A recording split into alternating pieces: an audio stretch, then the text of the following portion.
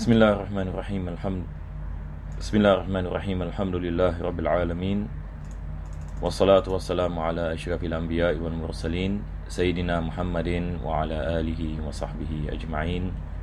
Alhamdulillah, para jemaah dirahmati Allah Subhanahu wa taala. Pertama dan utama sekali kita memanjatkan kesyukuran kepada Allah dapat kita menyambung pengajian dalam kitab Umdatus Salik karangan Al-Imam Ibn Naqib Al-Masri. Dan kita berdoa kepada Allah Subhanahu wa taala, mudah-mudahan Allah menjadikan pengajian ini sebab pengampunan bagi segala dosa dan Allah mengabulkan segala hajat dan menjadikan kita di antara hamba-hamba yang bertakwa. Amin ya rabbal alamin.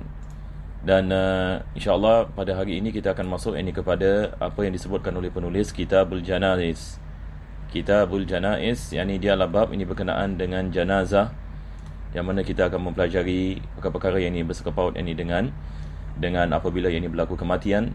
Dan pada minggu yang lepas kita dah habis membicarakan tentang solat ini istisqa, dan kita membicarakan ini tentang perkara-perkara yang ini yang disunatkan dan doa-doa Nabi SAW ini yang dibaca di dalam solat dan juga di luar solat.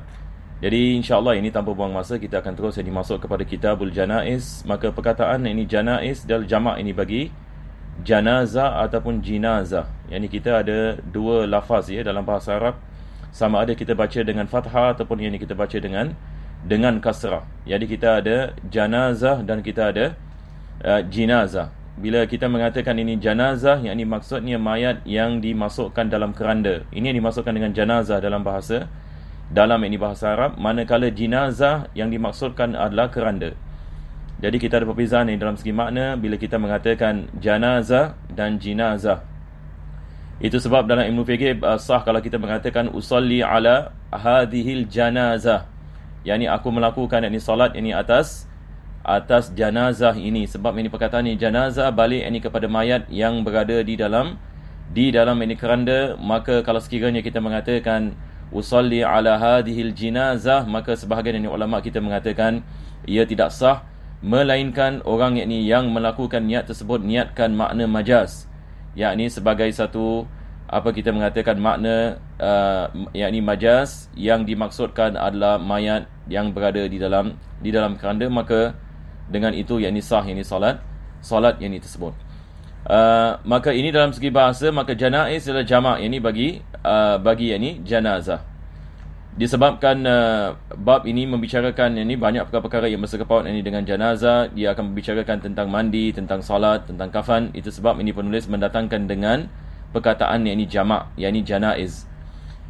Maka pertama sekali beliau mengatakan yundabu likulli ahadin an yukthira dhikral maut. Biasa kita lihat ulama-ulama kita apabila mereka memulakan bab jenazah, mereka sentiasa membicarakan tentang kepentingan untuk tiap-tiap manusia mengingati mati. Sebab tiap-tiap daripada kita satu hari nanti akan kembali kepada Allah Subhanahu wa taala.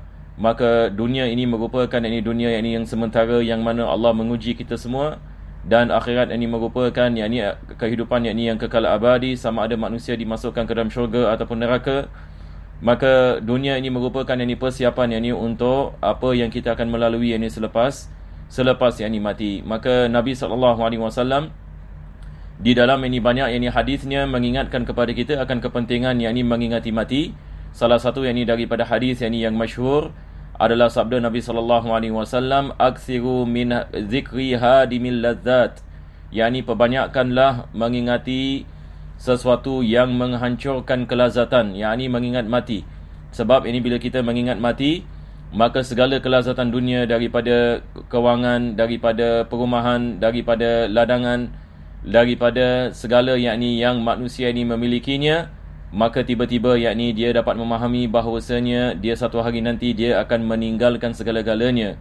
Manusia walaupun berapa kaya sekalipun, berapa hebat sekalipun, walaupun dia merupakan raja dunia, kalau sekiranya dia meninggal dunia, maka dia akan kembali kepada bumi seperti mana Allah menciptakannya pada awalnya. Dan daripada bumi kami menciptakan kamu, minha khalaqnakum, dan kepada bumi kami kembalikan kamu, dan daripada bumi kami akan membangkitkan kamu. Maka manusia diciptakan daripada tanah, dan kepada tanah dia akan kembali, dan daripadanya dia akan dia akan dibangkitkan. Ini menunjukkan betapa lemahnya yakni manusia, dan menunjukkan ada yakni Tuhan yakni yang menciptakannya, dan dia akan kembali yakni kepada yakni yang menciptanya. Mudah-mudahan Allah Subhanahu Wa Taala memberikan kepada kita taufik dan hidayah dengan umur yang singkat ini. Mudah-mudahan ini Allah memberikan kepada kita taufik dan hidayah, dan memberikan kepada kita keimanan dan ketakwaan, yang mana dengannya insya-Allah kita menjadi manusia-manusia yang berjaya di dunia dan akhirat, dan mendapatkan keridaan Allah Subhanahu Wa Taala. Maka disunatkan dalam Islam ini kita menziarahi ini kubur, daripada sebabnya Nabi SAW ini mengatakan, fa innaha tuzakkirukumul akhirah. Sebab ini menziarahi ini kubur ini akan mengingatkan kepada kita akan yakni akhirat. Maka ini adalah perkara yang sangat ditekankan dalam Islam, yakni memperbanyakkan mengingati mati. Ini adalah perkara yakni yang pertama sekali yang disebutkan ini oleh penulis, dan kita ada banyak lagi hadis-hadis Nabi SAW berkenaan dengan mengingati yakni mati. Seperti yang kita ada hadis yang mana Nabi mengatakan kafa bil mauti wa'idha, cukuplah kematian itu yakni sebagai apa kita mengatakan penasihat ini bagi yakni manusia. Selepas itu ini beliau mengatakan yundabu likulli ahadin an yukthira dzikral mauti wal maridu akadu.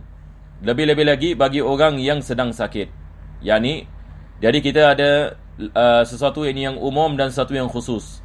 Perkara yang umum tiap-tiap manusia, yakni tiap-tiap ini orang yang beriman kepada Allah Subhanahu Wa Taala digalakkan yakni memperbanyakkan yakni ingat mati. Sebab ini mati ini boleh datang ini pada bila-bila masa.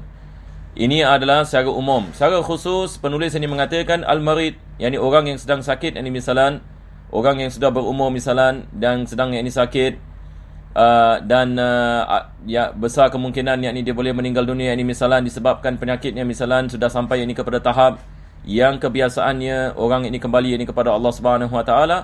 Maka dalam keadaan yang seperti ini lebih yang ditekankan yang baginya untuk dia mengingati mati. Maka ini adalah masanya yakni dia memperbanyakkan istighfar dan bertaubat ini kepada Allah Subhanahu Wa Taala. Sebab ini adalah masa-masanya dia memerlukan kepada rahmat ini Allah Subhanahu Wa Taala. Maka tidak ada perkara yang boleh menyelamatkannya melainkan yakni Allah Subhanahu Wa Taala. Maka dengan itu penulis ini mengatakan wa yasta'iddu lahu bitaubah, maka dia mempersediakan dirinya dengan mati dengan melakukan banyak taubat kepada Allah Subhanahu Wa Taala. Yang dimaksudkan dengan taubat adalah pertama sekali dia menyesal atas segala dosa yang dia telah melakukan zahir dan batin, dan selepas itu dia meletakkan keazaman untuk tidak kembali kepada dosa tersebut, dan dia melazimi ketaatan kepada Allah Subhanahu Wa Taala dengan mujahadah, dengan meletakkan usaha. Maka ini adalah 3 rukun taubat. Maka ini adalah perkara yang sangat penting sekali. Maka perlu diingatkan bagi mereka-mereka yang sedang sakit dan sebagainya. Kalau sekiranya mereka tidak mengetahui perkara ini, maka apabila kita menziarahi orang yang sudah sakit, maka kita menasihati mereka untuk melakukan taubat. Sebab ini adalah perkara yang paling penting sekali. Wa ya'udul marida walau min ramadin. Disunatkan dalam Islam untuk kita menziarahi orang yang sakit walaupun daripada sakit mata. Ramad ini dia adalah kalau dalam bahasa kita dia cataracts, macam seperti cataracts. Dia hampir kepada buta. Hampir penyakit mata yang menyebabkan seseorang itu tidak dapat melihat, dan ada sebahagian daripada penyakit ini dia boleh berjangkit. Maka disunatkan dalam Islam untuk kita menziarahi orang yang sakit walaupun penyakit tersebut adalah daripada penyakit mata, disebabkan Nabi SAW seperti mana diriwayatkan dalam hadis, dia menziarahi seorang sahabat Nabi yang namanya Zaid bin Arqam radhiyallahu an, dan pada ketika itu beliau sedang menghidapi penyakit ramad. Maka disebabkan itu, maka penulis dia menukilkan perkara ini mengatakan walau min ramadin. Maka dia tekankan di sini walaupun seorang itu menghidapi penyakit mata. Selepas itu beliau mengatakan wa ya'ummu biha al-aduwa was-sadiq. Begitu juga disunatkan menziarahi musuh, musuh seseorang itu sedang sakit. Maka disebabkan dengan kita menziarahinya, maka ia dapat menghilangkan kemusuhan.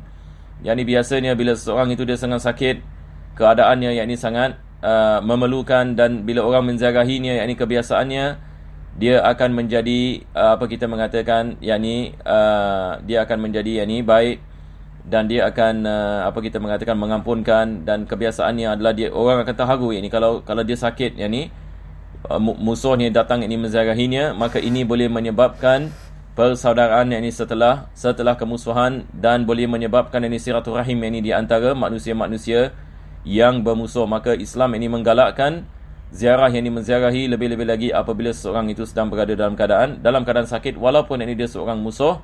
Dan begitu juga wassadiq, yakni kawan yakni rapat, disunatkan yakni kita menziarahinya kalau sekiranya yakni dia sedang sakit. Fa in kana zimmiyan fa in iqtarana bihi karabatun aw jiwarun nudibat iyadatuhu wa illa ubihat. Kalau sekiranya yang sakit itu adalah seorang zimmi.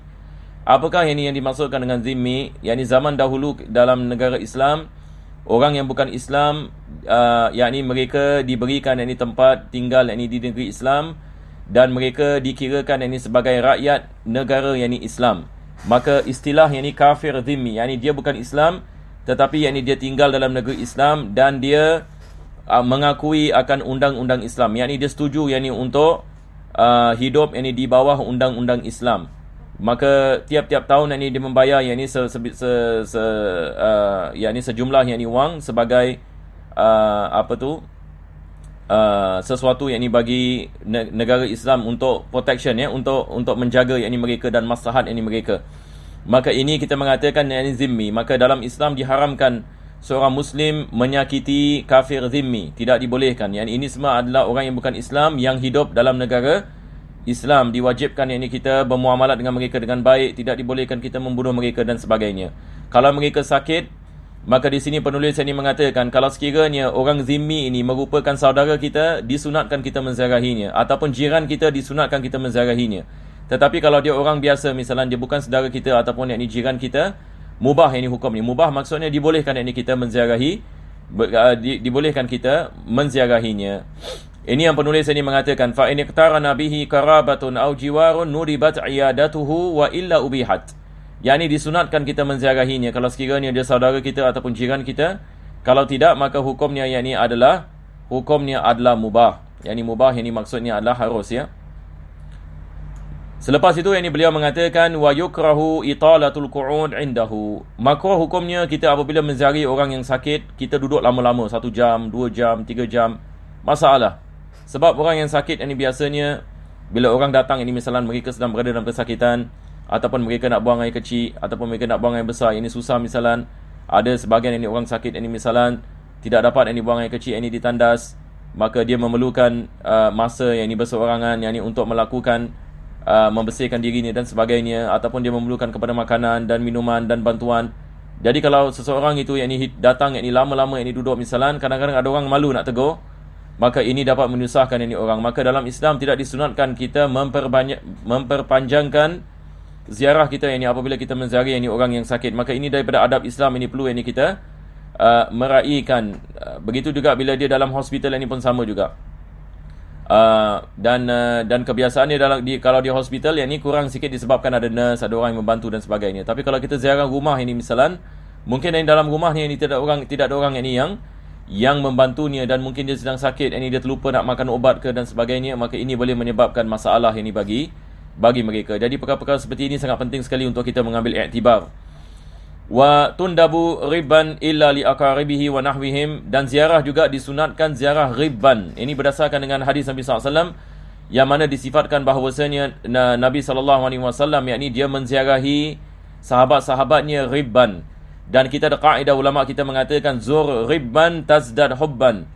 yakni ziarahlah kamu sekali-sekala, maka ia akan menambahkan kecintaan. Yakni ziarah yang apa yang disunatkan adalah sekali-sekala. Yakni tak disunatkan kita tiap-tiap hari kita ziarah orang. Orang ini pun ni akan naik jemu. Yakni kita disunatkan kita ziarah misalnya seminggu sekali, sebulan sekali, ini tidak ada masalah dan sebagainya. Tetapi ziarah tiap-tiap hari ini boleh, ini tidak disunatkan ini di dalam ini agama. Sebab ini menziarahi sekali-sekali ini boleh menambahkan yakni kecintaan.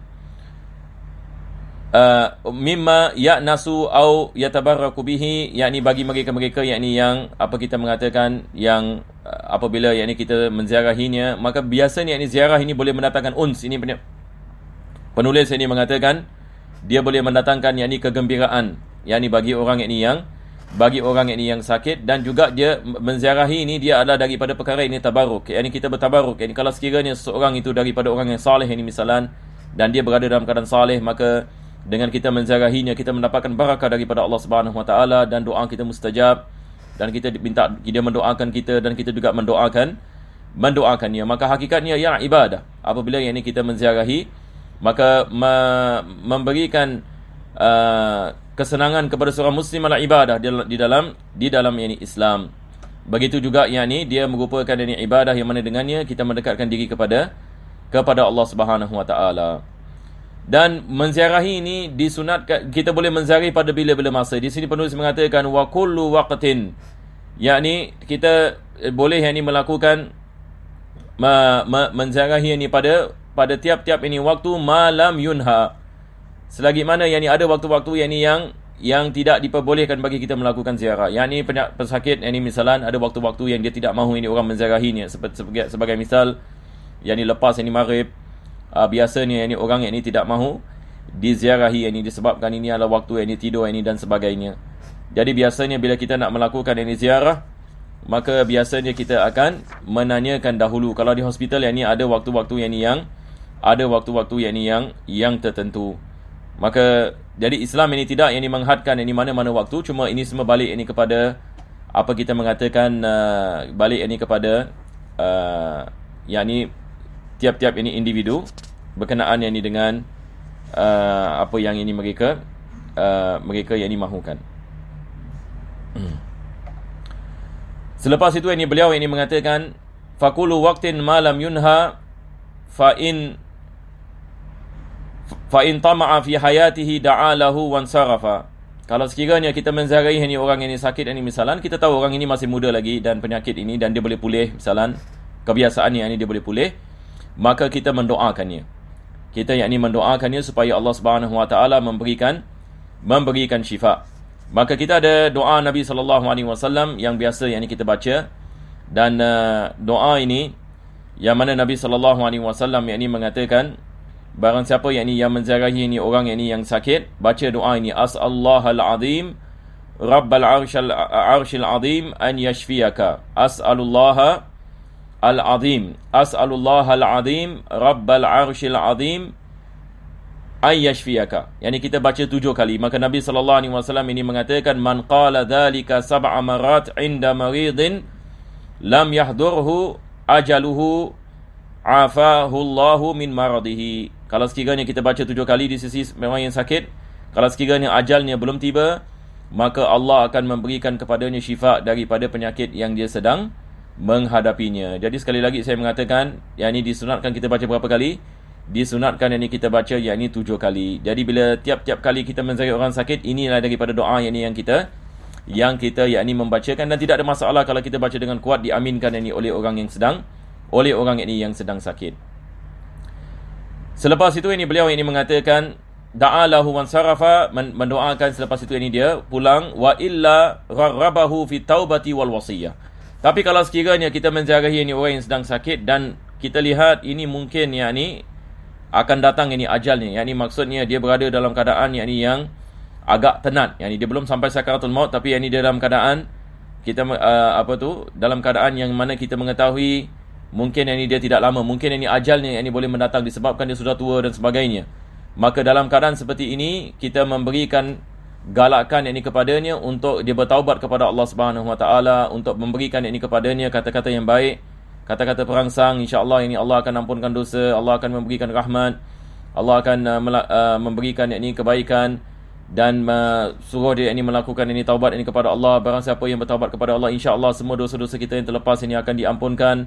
Dan selepas itu yang ini mengingatkan kepadanya yang ini untuk menulis ini wasiyah, yang ini mungkin yang ini dia ada hutang ataupun dia ada benda-benda yang dia nak menasihatkan kepada anak-anaknya, maka ini adalah masanya yang ini untuk dia menulis. Maka lebih afdal ini dia menulis ini daripada berkata, sebab kalau berkata nanti boleh mendatangkan persengketaan. Yang ada orang mengatakan dia ada cakap, ada yang mengatakan dia tak cakap, adalah begini dan begini. Lebih-lebih lagi perkara-perkara yang bersangkut ini dengan yang ni harta benda. Kalau sekiranya ini dia nak melakukan wasiat. Wa in ra'ahu manzulan bihi at'amahu fi rahmatillah. Yang ini perkara yang sama penulis ini mengatakan, yang ini kita menggalakkannya akan dirahmat Allah Subhanahu wa taala, bahawa Allah Subhanahu wa taala mengampunkan dosa, Allah Subhanahu wa taala memberikan kebaikan, Allah Subhanahu wa taala akan menjaga. Ini kalau sekiranya kita lihat ini dia berada dalam keadaan agak yakni tenat. Wa wajjahahu ila al-qiblati ala janbihil aiman, maka disunatkan kita mengiringkan badannya yakni ke arah yakni kiblat. Ini kalau sekiranya dia berada dalam keadaan yakni sebelum yakni nazak ataupun yakni berada dalam keadaan nazak, kalau kita boleh menghadapkannya ke kiblat dengan kita memeringkan badannya ke arah kanan. Tapi kebiasaannya wallahu alam seperti mana ulama kita mengatakan, bila orang berada dalam keadaan tenat dan nazak, ya hampir ini biasanya susah kita nak melakukan sedemikian. Ini di sini penulis ini mengatakan kalau boleh yakni. Kalau misalnya yakni tidak ada masalah, kita tahu kiblat di mana misalnya dan dia baring badannya sebelah kanan yang menghadap kepada kiblat. Fa in ta'azzara, kalau sekiranya tak boleh maka sebelah kiri. Fali aisar. Fa in ta'azzara faqafahu. Kalau sekiranya tidak boleh, kanan ini tidak boleh, kiri yang ini tidak boleh, maka dia berada dalam keadaan baring. Apa kita buat? Kita letakkan bantal ini di bawah kepalanya, dan selepas itu kita menghadapkan kakinya ke arah kiblat dan mukanya ini ke arah kiblat. Jadi ini adalah daripada perkara yang disunatkan. Walaqadahu qawla la ilaha illallah, dan disunatkan kita melakukan talqin dengan kita membaca la ilaha illallah. Dengan kita baca la ilaha illallah, yakni kita baca yakni supaya dia dapat mendengar kalimah la ilaha illallah, supaya mudah baginya untuk dia mengucapkan la ilaha illallah. Dan dalam keadaan seperti ini, seperti mana hadis Nabi SAW mengatakan, man akhiru kalamihi la ilaha illallah, barang siapa yang akhir ini kalamnya la ilaha illallah, dakhalal jannah, maka dia akan dimasukkan ke dalam syurga Allah Subhanahu wa ta'ala. Maka disunatkan yakni kita melakukan talqin. Fayaquluha bila ilhah, dan jangan kita memaksanya. Jangan kita mengatakan katakanlah la ilaha illallah, ataupun kita memaksanya, tolonglah katalah, cakaplah la ilaha illallah. Ini semua ilhah. Ilhah yang ini maksudnya ini kita menekankan. Sebab orang yang berada dalam keadaan tenat ini biasanya dia dalam keadaan dalam keadaan fikirannya ini terkocak-kacir. Maka jangan kita melakukan sedemikian sebab dia panik. Jadi ia akan menyebabkan ini masalah nanti. Maka tidak disunatkan yakni kita menekankan, maka kita mengatakan dengan baik, kita mengatakan dengan lembut. Kita baca pun yakni kepada telinga ni misalan dengan tidak yakni memaksa. Wala yaqul qul. Di sini mengatakan jangan mengatakan katakanlah yakni dengan seolah-olah kita menekankan. Fa idza qalaha turika hatta yatakallama bi ghairiha. Kalau dia mengatakan la ilaha illallah, kita tinggalkan. Jangan kita buat talqin sehingga dia ada berbicara benda-benda yang lain, baru kita ulangi talqin. Maksudnya adalah supaya akhir kalamnya la ilaha illallah. Kalau dia sudah mengucapkan la ilaha illallah, kita tinggalkan dia. Tak perlu talqin. Tak melainkan kalau dia dah ucapkan la ilaha illallah, selepas itu dia berbual benda-benda yang lain, maka kita kembali ini kepada talqin supaya akhir ini kalamnya adalah la ilaha illallah. Wa an yakuna al-mulaqqinu ghaira muttahamin bi irsin wa adawatin, dan orang yang melakukan talqin jangan orang yang apa kita mengatakan yang akan mewarisi pesakit itu, yang mana di dalam warisannya misalnya ada syubhah, ataupun orang ini dikenali orang yang apa kita mengatakan yang suka kepada kematian, si mati dan sebagainya. Ini maksud ada tohmah kepada orang seperti ini. Maka elakkan orang yang melakukan talqin orang yang ada tohmah, sama ada dia daripada ahli waris ataupun dia daripada musuh. Sebab ini biasa orang yang seperti ini, dia mahu orang tersebut meninggal dunia. Maka kita disunatkan orang yang melakukan talqin adalah ahli keluarganya yang terdekat kepadanya. Jadi insya-Allah disebabkan masa kita berhenti di sini, maka pada minggu yang akan datang insya-Allah kita akan meneruskan. Penulis akan masuk membicarakan fa idza mata nudiba li arfaqi maharimihi tarmiduhu. Maka ini adalah berkenaan dengan kalau sekiranya dia sudah meninggal dunia, apa yang harus kita melakukan. InsyaAllah kita tangguhkan pada minggu yang akan datang. Bismillahirrahmanirrahim. Alhamdulillahirabbil alamin. Allahumma shalli wa sallim ala sayyidina Muhammad wa ala ali sayyidina Muhammad. Rabbana atina fid dunya hasanah wa fil akhirati hasanah wa qina adzabannar. Sallallahu ala sayyidina Muhammadin wa ala alihi wa sahbihi wasallam. Alhamdulillahirabbil alamin.